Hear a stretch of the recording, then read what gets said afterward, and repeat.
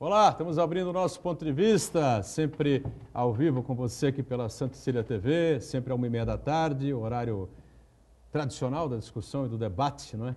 Da política, da economia, os temas importantes aqui para a cidade, para a educação também, o meio ambiente, saúde, enfim, os temas do nosso dia a dia, a questão da segurança pública, o transporte, os assuntos que pipocam diariamente na região metropolitana e, claro, também sempre o espaço reservado. E, lamentavelmente, né, a gente tem assunto de monte, assunto de sobra, todos os dias, nestas questões que envolvem os temas de interesse nacional. Não é? Segue aí a polêmica do filho do presidente, vai para a embaixada dos Estados Unidos, em Washington, não vai para a embaixada, em Washington. Agora vem o Paulo Guedes aí com ideias inovadoras, revolucionárias, né, dizendo que está na hora de acabar com essas obrigatoriedades aí de inscrição dos profissionais nos conselhos, né? Por exemplo, a OAB seria uma delas, né? É o caso que mais forte, mais importante, né? Porque a pessoa se forma no curso de Direito, né? E sai como bacharel. Se não tiver o número na OAB, se não passar no exame da ordem, não advoga, né? Vai prestar concurso para juiz, para promotor, delegado, seja lá o que for. Mas como advogado tem obrigatoriamente que ter lá o seu número na OAB, na Ordem dos Advogados do Brasil. E tem os outros tantos aí, né, que já não são tão significativos, porque não são obrigatórios, né? Não tem o exame do CRM, do Conselho Federal de Medicina, do CREA, do CRE, enfim, do CRA, né, que agora é o dos arquitetos, enfim, né? Mas é um assunto interessante para a gente colocar em debate aqui, em discussão, porque envolve todos nós, né? Tem advogados, tem engenheiros, tem arquitetos aí, médicos, por todos os cantos deste país. Lembrando que a gente tem sempre uma reprise aqui na Santa Cecília TV, do nosso ponto de vista, a partir das 8 da noite, para você conferir também. Uriel Vilas Boas, que é advogado e é jornalista, né? Uma referência na área sindical, está conosco em mais esta edição. Prazer revê-lo. Tudo bem por aí, né, Uriel? Tudo bem, prazer todo nosso. E eu digo tudo bem sem, evidentemente, entrar em detalhes, porque nós vivemos hoje e temos a necessidade... Tudo bem sem louvor, né? Claro, nós temos a necessidade da discussão, do debate, da participação, porque nós temos essa responsabilidade, quando eu digo nós, é comunidade, de discutir o que nós queremos. Eu fico muito satisfeito com o programa e participando mais uma vez. Eu cumprimento todos nós, integrantes da mesa. E integrante desta mesa, o Ronaldo Ferreira, que é advogado também, né? Você tem uma B, né, Ronaldo? Sim, sem dúvida. Desde 1989. 30 anos 30 agora anos, no mês de junho. 30 anos de OAB, advogando, né? E também atuando na área de empreendedorismo. E tem um dia importante para a gente receber aqui uma série de temas importantes. O governo vai liberar aí 35% do saldo do FGTS, o Fundo de Garantia por Tempo de Serviço, vai tentar injetar aí uma grana alta, aí, ou pelo menos razoável na economia, para esta sequência de 2019. Tudo bem, Ronaldo? Tudo bem, uma boa tarde aí aos nossos amigos aqui que acompanham a mesa, ao você, Boturão, ao Uriel, ao Marcos Santana, em especial, meu boa tarde a todos aqueles que nos acompanham aqui na nossa região metropolitana da Baixada Santista. Sem dúvida, o Uriel ele fala com relação ao debate.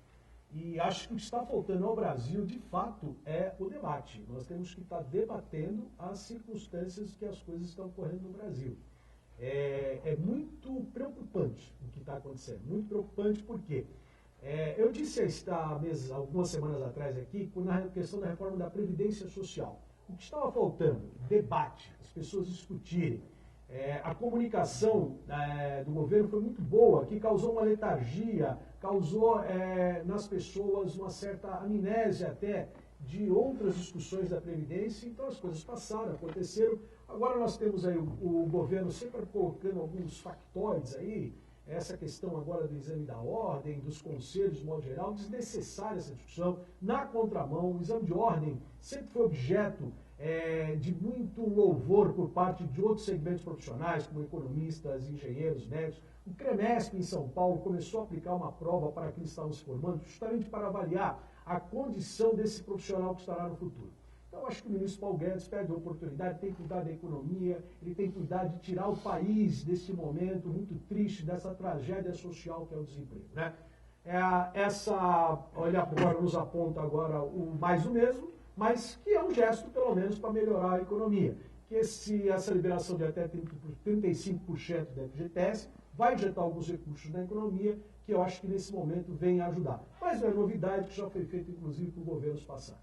Marcos Santana lá na ponta, sempre atento às redes sociais, às transmissões nossas aqui, do ponto de vista e a sua participação importante conosco. Tudo certo aí, Santana? Tudo certo, boa tarde a todos. Ilha Butrão, você falou sobre o imbróglio envolvendo a nomeação do filho Bolsonaro para a representação brasileira em Washington. E agora o Jair Bolsonaro, presidente da República, veio com uma novidade. Ele está temendo uma derrota no Senado, da aprovação do nome dele para a embaixada em Washington. Ele está querendo fazer um troca-troca, colocar o filho Bolsonaro no Ministério das Relações Exteriores e deslocar o atual ministro para a embaixada em Washington, né? Seria uma coisa muito humilhante para o chanceler, né? Se aceitar esse tipo de conveniência para a família Bolsonaro. Eu quero convidar você a participar também do programa, mandando sua pergunta, crítica, sugestão, pelo Facebook, Ponto de Vista, Colega Butrão, ou então por e-mail, contato@pontodevista.tv.br. O programa também pode ser acompanhado ao vivo pela internet, santaportal.com.br/tv. As edições anteriores do Ponto de Vista ficam disponíveis na internet também, no nosso canal no YouTube e na nossa página no Facebook. E você que vai acompanhar a reprise às 20 horas, uma boa noite. Boa noite para você que está na reprise, né? Sempre conferindo e a gente sempre deixando aqui o nosso mantra, né? 2h30 da tarde termina o programa, até às 8 que começa a reprise. Sabe-se lá o que pode acontecer na nossa confusa República Brasileira, né? E eu só dizer uma coisa, esse ministro aí, esse chanceler nosso, Ernesto Araújo, seria um prêmio, assim, uma taça monumental para esse cidadão ser o embaixador brasileiro em Washington, viu? Eu acho que não é uma humilhação, não, viu? Tem a embaixada mais importante do planeta seria ocupada. Mas liga, pensa bem, vai para cá, vai para lá, vai para. Ele seria embaixador nos Estados Unidos, veja lá, hein? Você acha que ele merece ser embaixador nos Estados Nem Unidos? ministro nem nada, né? Mas vai para cá, ministro, vai para lá, vai para cá, vai para lá. Ele foi sabatinado e entrevistado pelo Eduardo Bolsonaro quando da nomeação dele para o cargo de ministro. Chanceler? Sim, ele é uma indicação exatamente do próprio Eduardo Bolsonaro, que consta. Ele foi entrevistado, sabatinado por ele. Isso é o que... Do Eduardo Bolsonaro ou do nosso Não, do Eduardo Bolsonaro. Do Eduardo Bolsonaro. É isso daí. Tanto que quando vem essa discussão sobre a troca, é até justificado isso, porque foi feito por ele mesmo. Diga, Léo. É uma situação interessante. O Bolsonaro ontem assumiu a presidência lá do Mercosul, lá na Argentina. Por 6 meses, né? E em entrevistas que ele estava dando, ele chegou a dizer que os embaixadores brasileiros nos Estados Unidos, de 2003 para cá, não tiveram nenhuma competência no trabalho. Não fizeram nada de bom. Nada de bom. Então a gente fica pensando, será que o Bolsonaro entende mesmo da importância do cargo que está exercendo? A gente faria uma pergunta para ele. Em 28 anos de mandato, deputado federal do Rio de Janeiro, o que ele fez em relação ao Rio de Janeiro, principalmente na questão da segurança pública? Quem assistiu ontem à noite, quem teve a oportunidade de assistir ontem às 11 e pouco da noite, 11 horas da noite, né? O programa da Globo News, né? Central Globo News, é isso? Central Globo News. Estava lá sendo entrevistado o presidente da Câmara, Rodrigo Maia, que explicou para todo mundo qual é a carreira política de Jair Bolsonaro, né? Eles foram concorrentes no Rio de Janeiro, como deputados federais, estiveram juntos na Câmara até o Bolsonaro sair, e deixou claro que ele era defensor das Forças Armadas, né? E das polícias. Né? Polícias, disse o presidente da Câmara, né? Até o momento em que ele explodiu em 2014, quando começou em 2012, 2013, enfim, a defender as questões homofóbicas, né? E que envolvem a religião, esses temas todos. Ele subiu, bateu quase 600, passou de 600 mil votos, uma coisa por aí. Eu acho que essa já é uma questão que já foi amplamente debatida ao longo da campanha, pelos analistas políticos, de modo geral, pelos sociólogos. ele é fruto de todo um processo de movimentação, de desgaste que nós tínhamos naquele momento, de um período, de um ciclo que vem desde lá do Fernando Henrique Cardoso, depois com os governos Lula e Dilma, onde houve, vamos dizer, talvez uma estafa daquele modelo e houve uma onda mundial, há uma onda mundial de conservadorismo, de costumes, da chamada direita, e ele absorveu isso junto com o seu grupo e é fruto disso daí. Ele é fruto, lamentavelmente, de um conservadorismo talvez desnecessário na sociedade. E esse conservadorismo, ele está muito hoje, no meu ponto de vista, do presidente Bolsonaro, nas suas, de ordem pessoal. Ele está colocando as suas aspirações pessoais, à medida em que ele coloca um filho nessas condições. Há uma discussão hoje muito grande, muito sensível sobre a decisão do ministro Toffoli, tá, que toma uma decisão de barrar todas as investigações de movimentações financeiras no Brasil, que é muito grave, tá?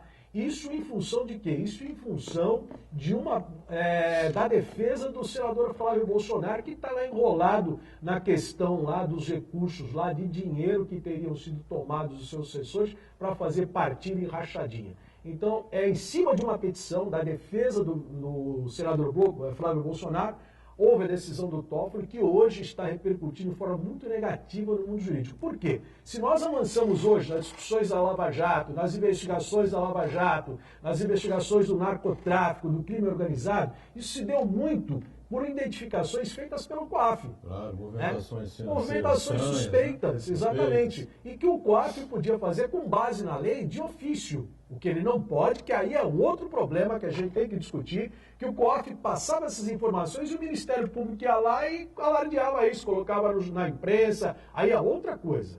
A publicização dessa investigação do COAF, mas não travada fora, porque com isso agora, você está o crime organizado aí, o crime organizado no Brasil, ele tem um PIB maior, por incrível que possa parecer, do que alguns países do mundo. Isso é gravíssimo. Então você vai estar aí o PCC, a Família do Norte, Comando Vermelho, a ADA, o B, o C e o D, fazendo movimentações à revelia sem que o COAF possa, neste momento, identificar essas movimentações suspeitas. Com relação à campanha eleitoral, ainda só para completar o que o Ronaldo disse, a coisa no Brasil aconteceu de uma maneira tão absurda, mas tão louca nessa campanha em 2018, porque o defensor do costumes, da família, não sei o quê, casou, não é que casou, ele teve três mulheres, não é que todo mundo sabe. A primeira que ele casou teve 3 filhos. Aí eu não sei se ele traiu a mulher, ou se ele se separou da mulher, depois ele teve um outro relacionamento, nasceu o segundo filho, que hoje está com 20 anos, acho, 19, 20 anos, por aí, né? E aí teve a terceira, que está casada com ela, né?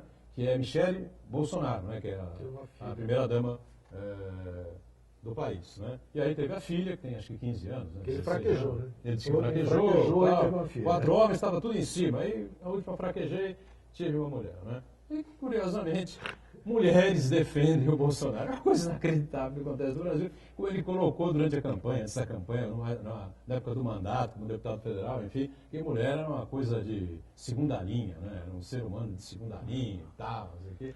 E a coisa fluiu e aconteceu. Agora, só para fazer um parênteses, vamos seguir em frente, porque também, diz o Ronaldo, isso Diego Butrão, só para uma informação adicional, dentro disso que a gente está falando do Jair Bolsonaro, porque ele chegou onde chegou, eu quero chamar a atenção para uma entrevista que a jornalista Mônica Iose deu essa semana, que ela é jornalista, era repórter do programa CQC. Então ela ia. Agora, né? Agora é atriz, então. E ela é jornalista, então ela ia procurar o Jair Bolsonaro na Câmara com aquelas pautas esdrúxulas, né? Aqueles pontos esdrúxulos que ele defendia, pelo bizarro da coisa, né? Uma coisa tão. Ele era racista, homofóbico, e todos esses predicados negativos que a gente conhece do Jair Bolsonaro. Ela ia procurá-lo pela coisa esdrúxula em si, né? pelas posições. E ela ficou impressionada que aquelas posições encontraram eco na sociedade, né? E ela disse que, infelizmente, o CQC, a equipe do CQC, tem uma parcela assim, responsabilidade de dar eco àquelas manifestações negativas de Jair Bolsonaro que acabaram levando o Jair Bolsonaro à presidência da República. Mas nós temos uma situação interessante que hoje a gente estava comentando sobre futebol, dizendo que os clubes de futebol, os times de futebol, não têm liderança, alguém que possa aparecer. Na classe política hoje, quem é a liderança nacional? É ele. E Lula, está preso. Não é?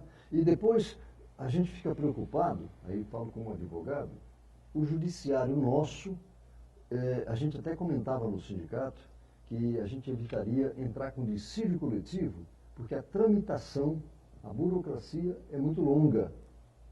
E, no entanto, a gente vê hoje o judiciário mantendo esse estilo de demora, mas ao mesmo tempo vem agora o Toffoli, que trabalhou no governo Lula, foi indicado pelo governo Lula, o Senado aprovou, ele está no STF. Fez o que ele fez agora para o Flávio Bolsonaro. Então são situações que nós temos o judiciário queimado, temos o executivo queimado.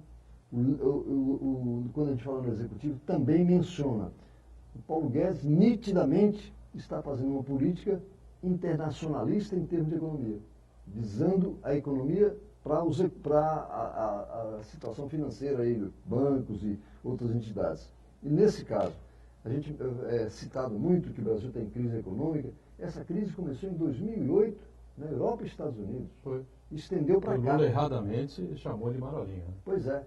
E veio para cá, para o Brasil. E nós temos aí necessidade de ouvir o empresariado para buscar investimentos em várias áreas. Então nós temos um país assim muito complicado, muito complexo. Nossa região sofre esses efeitos, que o empresariado também precisa dizer o que quer, mas não apenas em termos corporativos, pensar em termos amplos. Nós temos aí um potencial, aqui só citando a nossa região, transporte ferroviário,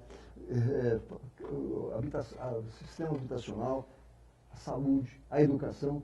Temos que dizer o que nós queremos, porque se nós não tomarmos essas iniciativas, outros municípios, outros estados não tomarem a mesma, realmente fica essa degringolada e o nosso presidente, né, ainda presidente, falando bobagens e mais bobagens e complementando com a indicação do seu filho para um cargo da maior importância no mundo. Miguel, eu falei a abertura a respeito dessa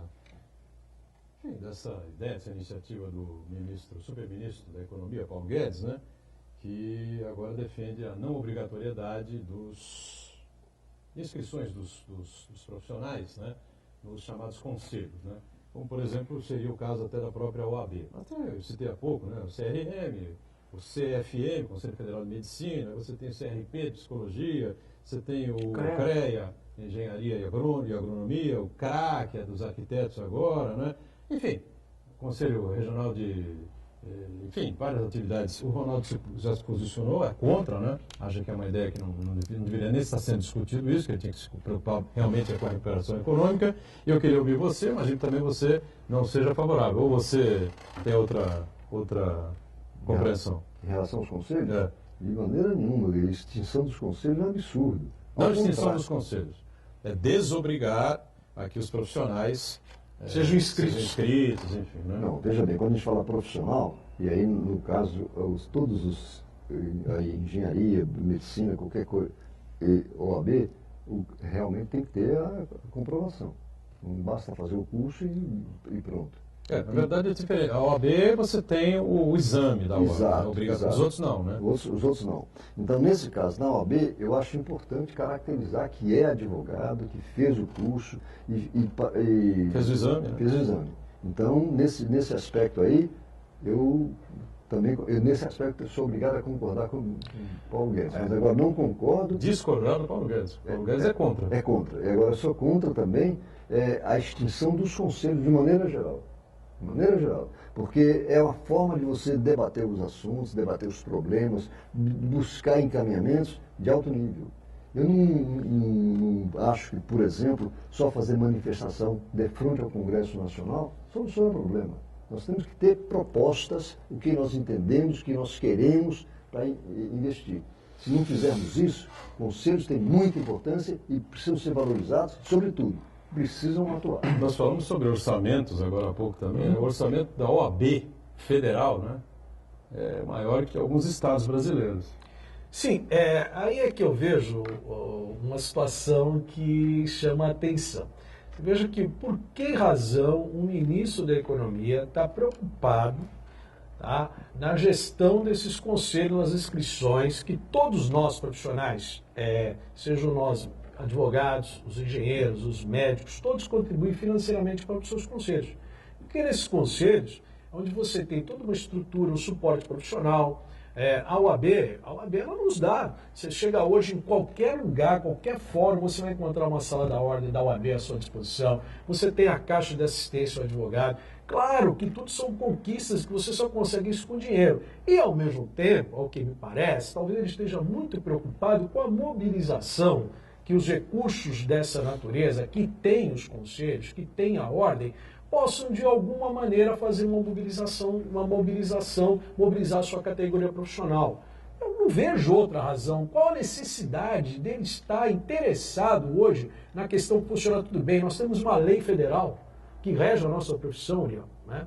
Nós temos uma lei federal que lá está a previsão dos exames da ordem, da postura do advogado, de como ele deve se comportar. Agora mesmo, por exemplo, os últimos aprovados no exame da ordem, as últimas pessoas foram aprovadas no exame da ordem, esta semana estão todos passando por um processo na nossa subseção aqui em Santos, para conhecer quais são as atividades da OAB, como deve ser a postura do advogado com os seus colegas e nas audiências.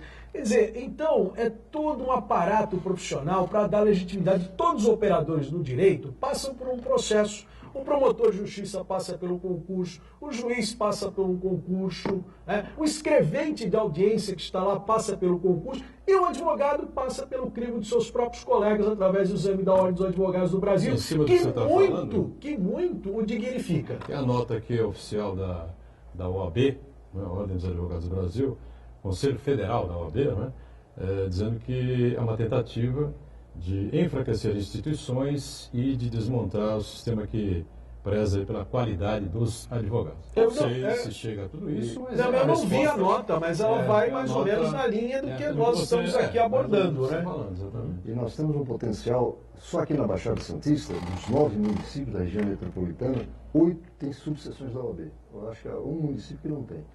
Então, se a gente misturar, se a gente multiplicar isso pelo Brasil, a OAB está representada no Brasil todo, e, consequentemente, em todo um potencial, insisto, não é de contestar, não é de debater, de brigar, e sim de discutir projetos, discutir encaminhamentos, tanto no aspecto jurídico como no aspecto social. Na cidadania, Uriel, o papel da Ordem dos Advogados do Brasil, tá, é um papel dignificante para a democracia. E hoje, todos os instantes que a democracia nesse país foi ameaçada, todos os instantes nesse país em que o autoritarismo que se impôs, ou até se impõe, a OAB foi bandeira. A OAB fez as grandes mobilizações do Brasil. Mobilizações no sentido de resgatar o Estado Democrático de Direito no Brasil, da participação na Constituinte, da participação na abertura política do Brasil, no impeachment de presidentes da República. Este é o papel da OAB. Então eu não vejo outra razão de estar incomodado hoje com a Ordem dos Advogados do Brasil. Não tem outra explicação. Para a gente, eu não vejo outra coisa. Por isso que a nota da Ordem ela é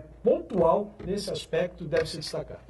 Intervalo, já a gente volta na sequência do ponto de vista, em instantes. Voltamos, sequência do nosso ponto de vista, Uriel Vilas Boas conosco, né? O nosso Ronaldo Ferreira, Ambição Advogados, Marcos Santana atento aí às redes sociais, às diversas informações que vão se sucedendo, e o dono do bar Bacará, né?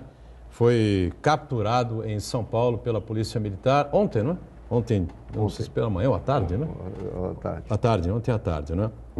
E não temos aqui na bancada hoje o Armando de Matos, né? Armando de Matos Júnior, que é o advogado que defende a família do jovem que acabou sendo brutalmente assassinado, né, naquele episódio completamente absurdo que aconteceu no Bacará, né? Aliás, aqui na internet a gente já tem aqui até a foto do Armando e a posição dele, né? Ele estava foragido há quase um ano, 9 meses, 11 meses aproximadamente, né? Tem 33 anos. E agora vai ser entregue aí à polícia, já foi entregue à polícia, agora eu não sei quando é que ele vai vir para Santos, né?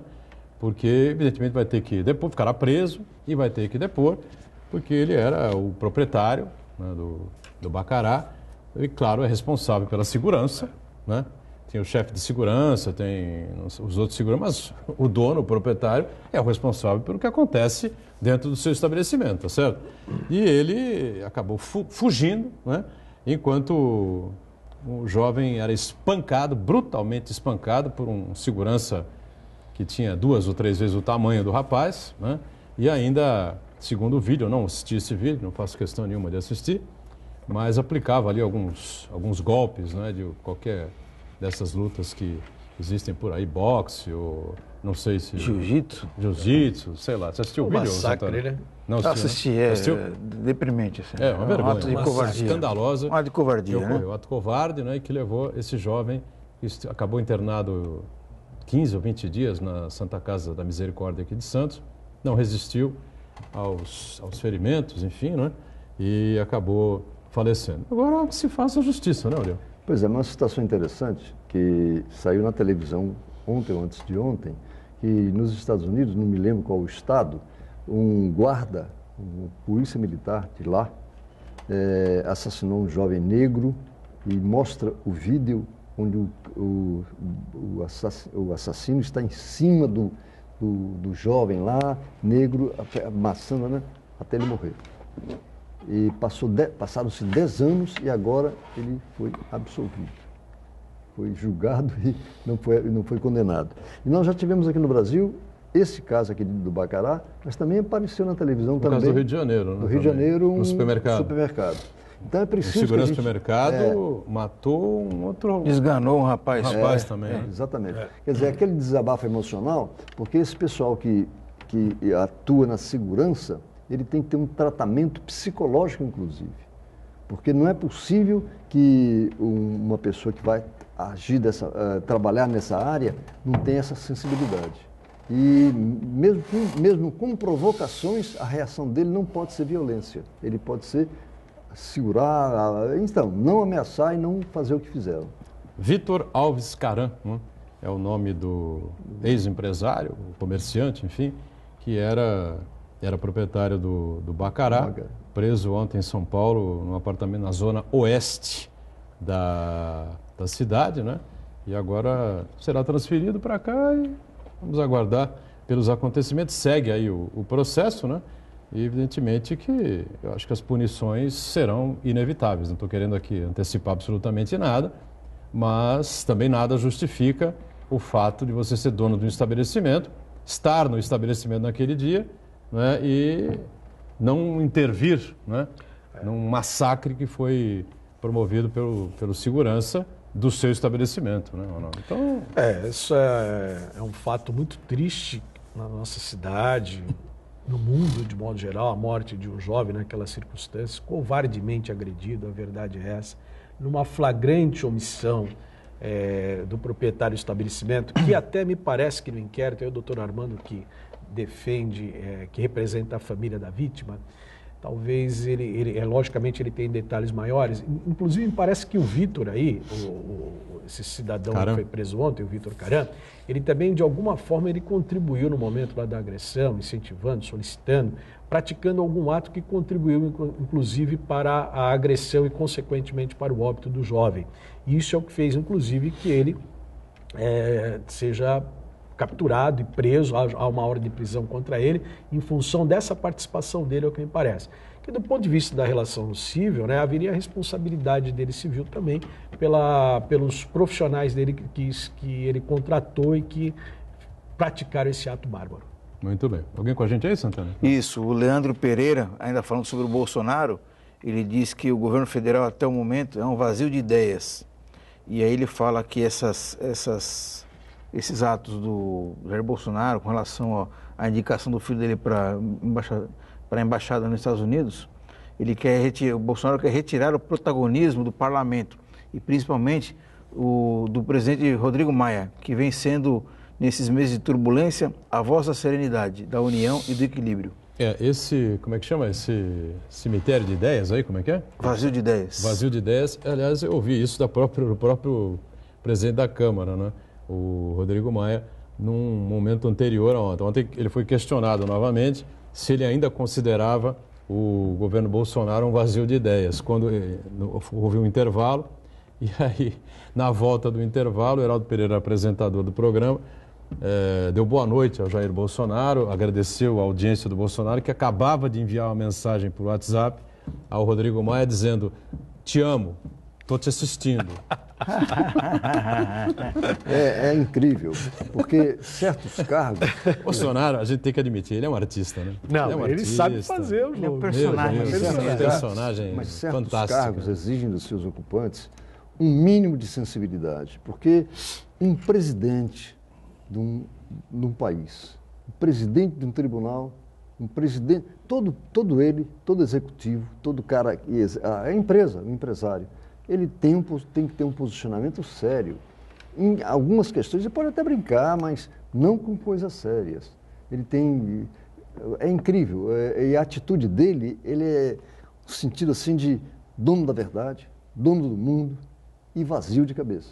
Acho que Oriol, Bolsonaro, acho que o Bolsonaro vai ter uma surpresa muito desagradável quando as próximas pesquisas forem divulgadas aí, talvez no final de julho, começo de agosto, porque me parece que está pegando muito mal essa questão do Eduardo Bolsonaro, viu, Ronaldo? Tá, o Uriel falou instantes sobre instituições na primeira fala dele. Eu digo o seguinte: nós estamos vivendo num momento no Brasil de descredenciar e desqualificar as instituições. As patifarias que ocorreram, que levaram no Lava Jato, que tem uma série de políticos presos, um ex-presidente preso, um outro ex-presidente que passou alguns dias na cadeia, está respondendo um processo, que é o Michel Temer, Lula e outros mais, isso contribuiu para a criminalização da política. E essa criminalização da política levou a um descrédito das nossas instituições. Mas isso é muito grave na democracia. Quando você pega a política sendo desqualificada, quando você pega o judiciário sendo desqualificado, quando as instituições são desqualificadas, tá, você tem uma grande ameaça às estruturas do Estado, à liberdade de expressão, tá, aos direitos individuais dos cidadãos, né?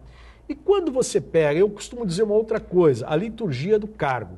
Você tem presidentes, ex-presidentes do Supremo Tribunal Federal, alguns membros do Supremo Tribunal Federal que ultrapassam também do razoável, colocando posições de ordem pessoal, né, com relação às suas opiniões sobre política, suas opiniões sobre pessoas, sobre opiniões sobre processo, quando ele deveria se reservar a liturgia do seu cargo. A mesma forma, o presidente da República.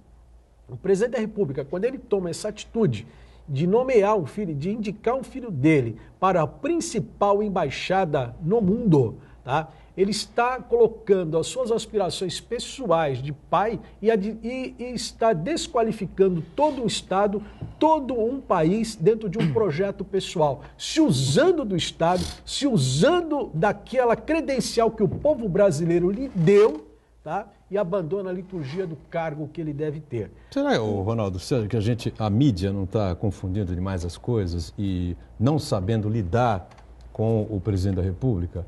Porque o presidente da República coloca lá o fato, bom, eu vou colocar meu filho e tal, indicar meu filho, essa coisa toda e tal. Isso é um factoide. É uma coisa criada na cabeça dele para ocupar um espaço que deveria ser ocupado por questões fundamentais. Claro. Pode ser, nós temos aí muitas coisas. Nós discutimos ontem aqui com o Fábio Ferraz, secretário de Saúde, Santana lembrou bem o assunto, que é a falta de vacinas no Brasil. O que aconteceu? O Ministério resolveu cancelar os contratos terminaram, teriam que ser refeitos, eu não lembro exatamente o que aconteceu. Não, cancelou porque seria mais barato importar da Índia as vacinas em relação aos institutos Butantan e uma série de outros institutos que produzem as vacinas, diversas vacinas aqui no Brasil. Sendo que o Brasil acaba sendo uma referência, né, em vacinação no mundo, há muitos anos que é, né? E aí as vacinas que vieram da Índia, experimentadas e testadas pelo Ministério, não têm a mesma eficácia, né? Não tem a mesma eficácia. Bom, quando o presidente da República faz um questionamento, levanta uma bola dessas, presidente, o senhor vai indicar seu filho, eu acho que faz um questionamento, ou outro, acho que seu filho tem qualidade, claro, tudo bem, então o senhor indica. Agora, e as vacinas, presidente, que o seu ministério limou, não tem vacina no Brasil? Como é que o senhor explica isso? Não, porque estava muito caro. Ele tem que explicar com o presidente da República, não é só o ministro que tem que falar, né? Como nós estamos aqui, o dono do Bacará é o responsável pela morte do jovem, porque foi espancado praticamente até a morte por um segurança. Quem paga, quem banca isso? Quem é o responsável pelo segurança? O dono do estabelecimento. Quem é o responsável pelo governo brasileiro? É o presidente da República. Então, acho que nós estamos lidando mal com o presidente da República, com essa novidade aí criada pelo Jair Bolsonaro. O Lula era um mestre também, né, em criar factóides, jogar com palavras em relação ao futebol, usava muito, né, o futebol para tentar driblar um pouco. Só que o Lula vivia um momento completamente diferente. A economia era para cima no mundo inteiro, o Brasil pegou a onda, ele teve os méritos dele, sem dúvida nenhuma, né? 50 milhões de pessoas que subiram 1 ou 2 degraus na vida. Enfim, hoje, a situação é completamente ao contrário. Então, o pessoal permite, não é, que o Bolsonaro use esses factóides, crie esses factóides, e o pessoal da mídia, e eu me incluo nessa, né? Eu e o Marco Santana aqui, que somos profissionais da área, nos incluímos nessa também. Está na hora do pessoal entender o jogo que faz o Jair Bolsonaro, entendeu? Que de bobo não tem nada, gente. Senão não teria 8 mandatos, 7 mandatos como deputado federal e chegaria à presidência da República. Entendeu a minha postura? Você tem toda a razão. Estão dando um espaço enorme para os factóides e esquecendo do assunto. A mídia está caindo na isca. Pois é, a mídia cai na isca. Olha, continuamos com o desemprego em alta. Nós tínhamos expectativa de crescimento nesse ano no Brasil de 2,5%. Depois ele caiu para 1,6%, hoje ele é de 0,8%. Pois é, você acha que o presidente tem que ser questionado em ele todas as suas aparições públicas? Ele tem que ser questionado sobre isso. Ele tem que ser questionado sobre a questão, que ele não dá vazão à questão do emprego no Brasil, do desenvolvimento, não dá vazão a isso. Perguntar para ele, olha, presidente, o governo do PT fez o que fez, enfim, a Dilma foi uma péssima presidente, Michel Temer envolvido com corrupção, mas tinha vacina. Tinha médico. O Michel Temer não foi louco, não mexeu uma palha no Mais Médico. O Bolsonaro criou aquela situação com os cubanos e foram todos embora, 9.500 médicos, qualquer coisa assim. E que não hoje faltam quase 6 mil, mais de 6 mil médicos faltam para atendimento do Brasil afora. Então, Uriel, quando o Bolsonaro cria esse tipo de factoide, vamos chamar de factoide, né? Alguém tem que driblar o factoide e ir nas questões que são centrais. Pois é, mas aí a gente pode fazer uma comparação. O Bolsonaro age como se estivesse num exército, onde ele foi capitão. Lá no exército a direção decide, resolve, o comando resolve e manda fazer. Ele assume a presidência, sendo que do lado contra ele, no caso, né, não diria contra especificamente, tem o legislativo. E ele tem que negociar. Então, no caso do filho dele, por que ele não negociou primeiro com o Senado? Vou pensar no caso. E agora não, fica essa novela, essa comédia dessa indicação. Uriel, enquanto se fala da indicação do filho do Bolsonaro, ninguém na mídia debate e discute o que nós debatemos ontem aqui com o secretário de Saúde, que não tem vacina no Brasil. Se você precisar tomar uma vacina, se o médico te indicar, você vai esperar os seus filhos, os seus netos, os meus filhos. A situação vai piorar, né? A tendência é piorar. A tendência é piorar, como disse o Flávio Ferraz ontem aqui no programa, tá certo? Então, acho que a imprensa precisa aprender a lidar com essa figura nova, mais experiente. Mas aí entra o problema, Buturão, é que a imprensa, de alguma maneira, principalmente os grandes jornais, tem necessidade de não ser pura e simplesmente contrários, porque pedem espaço a Fiesp e a Ciesp, em São Paulo, publicaram no Jornal Valor Econômico, no Jornal Estado de São Paulo, 2 páginas apoiando a reforma da Previdência. 2 páginas. Então, o empresariado, de uma certa maneira, apoia essas propostas do Bolsonaro. E, consequentemente, a imprensa, lamentavelmente, que depende de dinheiro... Mas é que tá, o que tem a ver o empresário com a indicação do filho dele para a embaixada em Washington? O que tem a ver o empresário com essa história de você diminuir o número de pontos para a multa do do motorista e não tirar a cadeira. Você acha que passava pela cabeça do Bolsonaro uma coisa dessas? Que o cara pode botar a cadeirinha ou não botar a cadeirinha, que não vai ter problema? Mas aí o conceito... Isso é uma coisa estudada, não é? Pré-programada, e ele é um cara brilhante, não é? Nesse sabe, tipo de... Ele sabe jogar com as coisas, Boturão, né? Uriel, criar esses factoides. Eu volto à minha fala no seguinte sentido. Nós tivemos durante 4 meses discutindo Previdência. Você não viu o movimento sindical, cobrei isso aqui, do movimento sindical de ir para a rua, Força Sindical, CUT. A CUT ficou Lula livre, como disse o Santana aqui, e não discutiu as grandes questões. Que quem está pagando a conta da reforma da Previdência é o andar de baixo, como sempre. Quem ganha até 5 salários mínimos é a viúva que vai ficar lá de 100% morrendo o marido, ela vai só ter 60% da aposentadoria do marido ou vice-versa. Só que o aluguel é o mesmo, a despesa de casa é a mesma, tá?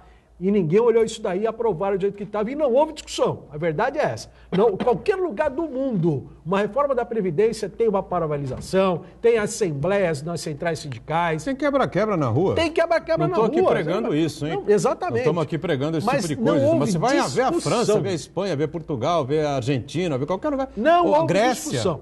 Eu não me recordo aqui, posso estar sendo aqui deselegante, tá? E peço antecipadamente desculpas, que eu não vi nenhuma central sindical convocar os filiados, convocar os seus sindicatos para ter uma discussão pormenorizada sobre a reforma da Previdência. Houve um movimento aqui em Santos, né? Que nós temos um movimento aqui em Santos. Fizeram o enterro. São 3 agrupamentos. Inclusive, no próximo sábado, dia 20, 4h30 da tarde, estaremos reunidos lá no Sindipetro, onde vai estar o Pardal e tem outro advogado previdenciarista. E o meu assessor de imprensa também, o Pedro Leonardo, vai estar presente, assessor da Zimetal, porque nós precisamos conhecer, evidentemente, o aspecto jurídico. A extensão do impacto disso daí, né? Agora, nós estamos propondo, nosso grupo, nós somos da unidade intersindical, nós estamos propondo que as centrais sindicais espalhem pelo Brasil, de norte a sul, a proposta de pressionar o parlamentar na sua base. Na sua base. Nós vamos conversar aqui com a dona Rosana Vale, e nós temos um vídeo... Deputada Rosana Vale. Nós temos um vídeo onde ela declara textualmente... que vai, Onde foi essa declaração? Lá no Conselho de Saúde. Que ela seria contra a reforma? Ela disse que respeitaria a decisão do partido. E o partido decidiu que era contra. Ela participou do ponto de vista aqui e disse completamente diferente. Também. Então, nós temos o vídeo... Não, completamente diferente. Disse que ela enfrentaria o partido e votaria a favor. Nós estamos propondo que no Brasil todo... Semana passada eu entrevistei a deputada no Jornal da Hora e ela disse que nessa reunião ela não se comprometeu a votar contra a Previdência, disse que o verde foi editado e é leviano. E aí nós já entramos em contato com a assessoria de imprensa da deputada e estamos tentando agendar uma participação da Rosana Vale aqui no programa e nós vamos... Estava. Ela falou que não tinha ideologia, que ela entrou na política porque era conhecida, coisa e tal, mas que está no PSB como poderia estar em outro partido qualquer. E o Júnior Bozella entrou no PSL porque foi vereador em São Vicente e vai ser candidato a prefeito de Santos. Não vai. Não, estou dizendo, foi sondado aí. Então o que a gente percebe, e aí eu concordo... já está antecipando aí o... Eu concordo contigo em relação à estrutura sindical. Hoje está um pouco paralisada. Passa pelo aquele processo que nós falávamos há instante, você falou de lideranças. Então, eu acho que existe agora não um vazio de ideias, mas um vazio de lideranças. E nós estamos incentivando, só terminando rapidamente, incentivando a unidade sindical, como nós tínhamos aqui na ditadura. Unidade sindical, união de aposentados, temos que conversar, batalhar e não apenas fazer caravana a Brasília, mas fazer protestos efetivos e os parlamentares que saibam disso na sua base eleitoral. O intervalo mais, voltamos já com a sequência aqui do Ponto de Vista, em instantes. Acabou mesmo. Muito bem, na sequência aqui, vamos aproveitar o gancho e falar um pouquinho da recuperação econômica que a gente precisa urgentemente, né? É por isso que eu insisto nessa coisa, a mídia não pode ficar entrando a toda hora nesse jogo do presidente da República, que é um campeão, né? É campeão em criar esses factoides, enfim. Enquanto todo mundo fala sobre o problema da cadeirinha do carro, sobre o decreto das armas, sobre a questão do filho que vai ou não vai ser o embaixador em Washington. Taxa de turismo para Fernando de Noronha. Essas coisas todas que ele cria, que ele inventa, né, que são questões marginais aí, né? As questões centrais, como a gente já falou, a questão da falta da vacinação, de algum projeto, uma proposta, não é, que seja razoável para melhorar a questão da saúde no país inteiro, que é dramática, não é culpa do Bolsonaro, mas ele está no cargo. Ele é presidente da República, tem que apresentar alguma ideia, algum projeto, alguma coisa tem que ser feita para que a saúde possa sair da UTI como está, de maneira geral no Brasil. Na área da educação, confusa, enfim, que a gente vê o MEC agora com uma proposta que é pouco polêmica, mal explicada, né? A questão da iniciativa privada colaborar, participar, enfim, das universidades públicas, patrocinar pesquisa, essa coisa toda, é bastante interessante, mas a gente não sabe como é que vai ser feito, né? Enfim, questões centrais e a recuperação da economia, né? Sobre isso o presidente não fala. E agora o Paulo Guedes está dizendo que vai liberar aí 35%, né? Até 35% do saldo das pessoas do FGTS, que deve pôr uma grana aí na economia, né, Ronaldo? A gente sempre cobrou aqui, eu quero aqui destacar uma coisa. Nós torcemos pelo Brasil. O que nós gostaríamos que o governo federal, na figura do presidente da República, é que ele apresentasse ações que retirassem a gente desse atoleiro que nós estamos patinando. A reforma da Previdência, sempre falamos que a curto prazo ela não vai resolver o problema da economia do país, não vai gerar emprego, não vai aquecer a economia. Essa iniciativa agora de liberar até 35% das contas ativas do FGTS tem a possibilidade de colocar na economia, circular de dinheiro aí, mais ou menos uns mais de 30 bilhões, entre 30 e 35 bilhões. Na abertura do programa, eu disse que não era novo isso, e realmente não é. Por quê? Porque o ex-presidente Michel Temer fez isso também. Fez a liberação do PIS e a liberação de contas do FGTS inativas também. O que aqueceu a economia lá em torno de 40 bilhões de reais e que deu uma sobrevida. O que acontece agora? Há uma necessidade do governo agora também colocar recursos na economia. Como não pode haver, ele não pode baixar impostos, ele não pode dar mais subsídios, e ele não tem uma política no momento que traga investimento da iniciativa privada para construir portos, aeroportos, estradas, ferrovias, habitação, então uma das formas imediatas de você colocar recursos, colocar dinheiro na economia, por quê? Com esse dinheiro, a pessoa vai lá receber, pega a sua parte do seu fundo de garantia, aquele que está devendo alguma coisa, vai lá, quita a sua dívida, recupera o seu nome, aquece o crédito. Aquele que quer comprar alguma coisa, trocar a geladeira, um fogão, um carro, ele vai lá e assim o faz. A aplicação do FGTS, ela dá menos do que a poupança. O cidadão pode pegar esse dinheiro e colocar em outra aplicação que possa lhe dar mais recursos. Então você vai aquecer a economia, consequentemente aquecer o comércio, para tentar que esse ano, a expectativa do governo, viu, Boturão, é que não fique nesse 0,8 que está apontando de crescimento, mas chegue pelo menos a 1,1, 1,2, que foi o que cresceu o Brasil no último ano com Michel Temer. Eu falo sempre aqui uma coisa, vejam, não estou aqui fazendo apologia nem defesa ao Michel Temer, mas a macroeconomia, a estrutura macroeconômica, a inflação a menos de 2 dígitos, como o Michel pegou com 2 e entregou a 3,5. A taxa Selic, que estava em 20, ele entregou a 6,5. Quer o teto de gastos dos governos e mais uma reforma tão bafejada trabalhista, o Michel fez e entregou para o governo que estava chegando, que havia a expectativa de 2,5% de crescimento. Não aconteceu. Então agora o governo quer, nesse segundo semestre, com essa atitude, aquecer a economia. E com isso você tem um final de ano onde se venda mais, consequentemente você vai gerar mais emprego no comércio, você vai gerar mais emprego no serviço. Essa é a expectativa. Embora não nova, pelo menos é um gesto efetivo do governo em aquecer um pouco a nossa economia e minimizar seus impactos, principalmente no emprego. Pode levantar um pouquinho o PIB, né? E o astral das pessoas, né, Ariel? Mas aí me chama a atenção um aspecto. Quando você tem problema na área social, algumas organizações tentam fazer alguma coisa. Nesse caso que você acabou de mencionar aí, a economia, na minha opinião, está faltando, vamos dizer assim, o interesse do empresariado nosso. Porque você vê, nós temos centenas, não sei, milhares de obras paradas, né? E as licitações... Obras paradas, você quer dizer o quê? Obras que começou de e não terminou. infraestrutura, tudo isso? Começou e não terminou. As empreiteiras estão quebradas? Quebraram as Pois empreiteiras? Então, o que nós discutimos, nós alegamos, é que é preciso que o empresariado também perceba esse potencial e saiba utilizá-lo. Agora, não tem planejamento. Então, Uriel, a grande questão que você cita aí das obras paradas, tudo isso tem um aspecto muito importante que tem que salientar, né? São obras que se referem basicamente à infraestrutura, de infraestrutura. Então, vamos lá. O Brasil, em 2018, nós utilizamos menos de 0,5% do nosso PIB em infraestrutura. Foram não chegou a 28 bilhões para fazer a ponte, ou melhor, a ponte não, para fazer o túnel aqui, a ligação seca entre Santos e Guarujá, está previsto em torno de 4 bilhões. A União, no ano inteirinho de 2018, no Brasil, nós tivemos 28 bilhões de investimentos em infraestrutura. Nada.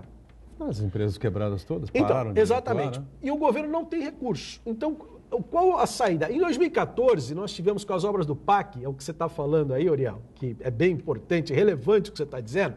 Com as obras do PAC, do Minha Casa Minha Vida, com as obras de mobilidade urbana do PAC, que foram obras de mobilidade urbana, nós tivemos 80 bilhões. De lá para cá, veio ladeira abaixo, não sobrou dinheiro. Isso quebrou as empreiteiras. E aí, onde você pode resgatar... A Lava Jato quebrou as empreiteiras também. A Lava Jato. Acabou com as empreiteiras. Tem uma série de coisas que ocorreram ao longo desse período. E o que nós temos agora? O investidor não tem dinheiro aqui. Então, o que está se tratando? Você criar um bom ambiente de negócio, que vem a questão da macroeconomia, com juros, taxa Selic estável, de você ter um ambiente de segurança jurídica, um ambiente político estável. Eles estão aguardando isso, para que venham investimentos. Agora, as empreiteiras do Brasil hoje não têm dinheiro. E o governo hoje, o que ele vai ter que fazer? Obras de infraestrutura. Então, ele vai abrir concessões, leilões de portos, aeroportos, que é o que eu vejo que vai acontecer. Porque dinheiro, recursos hoje da União, não tem. O último período foi de 80 bilhões no PAC, ainda no governo da Dilma. De lá para cá, só queda. Se eu só acrescentar uma coisa aqui rapidamente, quando eu disse que a Lava Jato quebrou as empreiteiras, quebrou mesmo. Eu não sou contra a Lava Jato, pelo contrário, sou a favor. Agora, ninguém aqui defende corrupção, nem bandidagem, absolutamente. Agora, a Lava Jato quebrou, por exemplo, o exemplo que eu já dei aqui várias vezes, a Odebrecht, que tinha 180, 190 mil funcionários, hoje tem entre 10 e 12 mil. É o exemplo típico que a gente vê esse problema, essa dificuldade aí que o Ronaldo vem citando. Por exemplo, você está citando a Lava Jato, o procurador Deltan Dallagnol, que eles estão sendo acusados de fazerem palestras ganhando dinheiro. Ele montou uma empresa nesse sentido. Quer dizer, é um negócio esquisito, mas quando a gente fala das empreiteiras... Não sei se chegou a montar a empresa, Acho que não chegou a montar. Não chegou a montar, mas ele estava no caminho, junto com outro... Mas ele chegou aí para o Ceará, com a família toda. Agora, eu me lembro uns 10, 15 anos atrás, nós tínhamos uma reunião em São Paulo, na federação, e surgiu, estávamos conversando com assessoria de empresa, e ele estava comentando com a gente, vou dizer para vocês como é que nós agimos. As empresas têm uma concorrência lá em Botucatu, vai fazer uma ponte. Tá? Aparecem lá, na concorrência, na licitação, 10 empreiteiras. A prefeitura vai pagar 6 milhões. Então eles fazem um acordo lá, ninguém coloca menos que 7 milhões e meio. E coloca, ganhou. Na outra que vai lá de São José dos Campos, não sei aonde, lá o cartel chega e fala assim, olha, a obra aqui vai ser 17 milhões, 16 milhões e meio, ninguém coloca menos de 20 milhões. E você que ganhou aquela lá de Botucatu, você pode colocar 50, não vai ganhar. Então já existia essa estrutura malandra de levar dinheiro público. Não tem dúvida. Então que a gente cartel comandado pela Odebrecht, então o que a gente está querendo, o que eu quero dizer com isso, que é preciso exatamente uma forma de conflitar essas questões. A OAS que quebrou também. A OAS. E a Odebrecht está sendo processada no exterior. Se não Sim. me engano, Peru ou Bolívia, não sei. Os últimos 2 ou 3 presidentes, né? Ex-presidentes O Alex, do Peru foram presos, o né? último presidente, o Alejandro, foi preso anteontem lá nos Estados Unidos, exatamente. justamente pelas suas implicações no Lava Jato no mandato de prisão pela Interpol. Por nada, isso que- absolutamente nada contra a Operação Lava Jato no sentido Importante, de Mas você tinha que preservar. clarear essa coisa toda. Você tinha que preservar as empresas, É, você aí tem que que tá. preservar o emprego. Claro. Você penalizar os diretores, os sócios, os responsáveis por essas empreiteiras, por esses grupos como Odebrecht, OAS, Galvão, etc, etc e tal, os vários nomes que tem aí, teria que preservar a empresa, a necessidade de se preservar o emprego. Penaliza-se esses executivos, esses gestores, mas continua a geração de emprego e as obras que estavam ocorrendo. Pois é, mas a gente coloca uma situação. Se nós fizermos uma lista, habitação, saúde, transporte, em qualquer nível, ferroviário, coletivo, segurança pública, nós temos tantos pontos que significam investimentos, significa dinheiro que o empresariado pode ganhar, significa uma forma de diminuir o impacto social. Nós está nos faltando isso, porque nós não podemos... Esse governo que assumiu aí, não sabemos até agora qual o plano de governo dele. Por isso que o dinheiro não chegou, Uriel. Quando o empresariado tiver certeza que nós temos segurança política efetiva, segurança jurídica e projeto efetivo no Brasil, verdade, correto. aí o empresariado vem. Porque o empresariado, por exemplo, você imagina que vai colocar 5 bilhões no investimento. Ele não vai resgatar isso a curto prazo. Você não pode... O empresariado tem que ter seu lucro, um lucro justo, tá? Ético, é importante destacar isso, justo e ético, né? Claro. Mas ele vai ter que resgatar isso, pelo menos a longo prazo. E para isso ele precisa de segurança jurídica e segurança política. Pois é, e mas, projeto, né? Pois é, mas quando a gente vê tanta corrupção, tanta manobra do empresariado do exterior, no Brasil, a gente tem que segurar. E nos compara, nos coloca como esses paizinhos da África que lá... Já melhorou o ambiente de negócio com os compliance nas empresas, né? Sim. Isso é um assunto até para outro dia a gente debater a questão dos compliance aí, que é um comportamento mais ético nas relações, tanto da iniciativa privada, de empresa com empresa, e com as relações do Estado com as empresas. E o que a gente prega sempre aqui é que precisamos de uma lei, né, de uma legislação, enfim, que possa realmente criar uma maneira diferente de você penalizar o diretor, o presidente, enfim, porque a Odebrecht ela tinha um setor, né, designado para a corrupção, né, com uma ala lá, um gerente responsável, um diretor, né, responsável, enfim, uma coisa absolutamente inacreditável. Para nós, antes da gente a gente sabia que tinha corrupção, sabia que o cartel funcionava. Por que o cartel funcionava? Porque comprava a quem de direito, né? Quem devido, né? E esse se vendia também, né? Olha, é então importante a coisa isso. funcionava assim. Agora você arrebentou completamente com as empresas, 180 e poucos mil funcionários, Odebrecht, amigos, tem 12. Olha a que ponto chegou. Onde é que foi parar essa gente? Olha, só para ilustrar, 180 mil da Odebrecht ficaram com 10 mil. Ontem eu recebi um empresário, uma empresa que vai fazer alguns serviços aqui na nossa cidade. É uma empresa que ela pega os serviços terceirizados, por exemplo, da Odebrecht, da Galvão, da Queiroz, assim sucessivamente. Ele me disse, o empresário... pegava, né? Pegava. Gente, ele tinha 2 mil empregos, ele tinha em 2015, ele gerava. Hoje ele gera 160 empregos. Agora ele vai contratar aqui mais algumas pessoas, vai chegar a 200 pessoas. Ele teve que dispensar mais de 1.800 trabalhadores. Só para completar, no dia 29 vamos ter o movimento sindical vai ter uma reunião com deputados federais para discutir os encaminhamentos que a gente está fazendo. Estamos juntos aqui no Ponto de Vista, de segunda a sexta, 1h30 da tarde ao vivo. Reprise você confere com a gente às 20 horas. Valeu, obrigado. Tchau.